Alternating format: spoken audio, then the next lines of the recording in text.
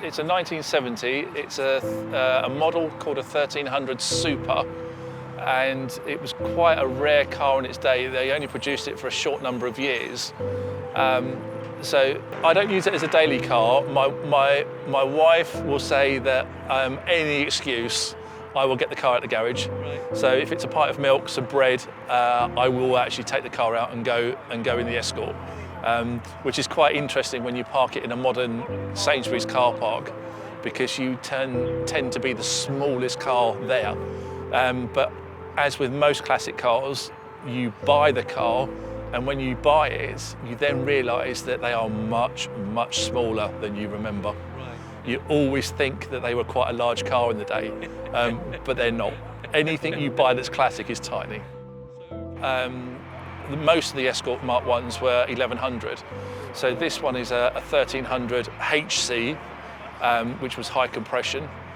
So it had a tiny bit more power than a standard 1300, and a lot more power than an 1100. So in today's standard, it equates to that this car will keep up with modern traffic. Yeah. So if you're down the motorway, you will do 65, you will overtake trucks, you will overtake some cars, you will keep up on A roads with all of the traffic that's going. So it's not a slouch, but apart from that, it's a standard engine. So just a speedo, 41 litres of petrol, yeah, and your temperature gauge. This is the wrong steering wheel. It's 6 months too late. It should be a deep dish 3-spoke, so it will be changed. But the rest of it is period. What I'm actually quite proud of is I managed to find this brilliantly naff period 1970s centre console. We all bought one in the day. They were about £17 from Halfords. It's a real period piece that fits the car very well. Right. This is pretty standard. The one thing that really grates with me are these battery clamps, because these are round, and the Ford ones were flat.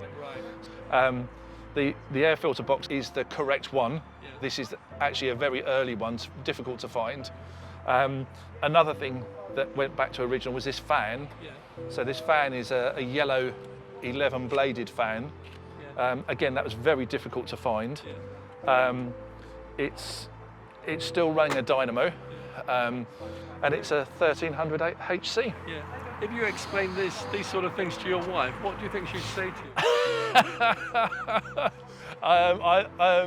you? She has that immediate sort of glazed over look. It takes about a nanosecond for her to lose interest. I love going to shows. I love meeting people. I love going to breakfast meets. I love going to evening meets. I like going to any kind of show. Just really thoroughly enjoy the whole thing. We're so used to driving modern cars. This needs fettling, which means that you have to forgive it for spluttering, for being a little bit jolty. But once you understand and get to understand all of its peculiarities, it's pleasurable to drive. It's actually quite rewarding. It's quite nice. It's a different pace. It feels so different. You have to drive a classic car to understand a classic car.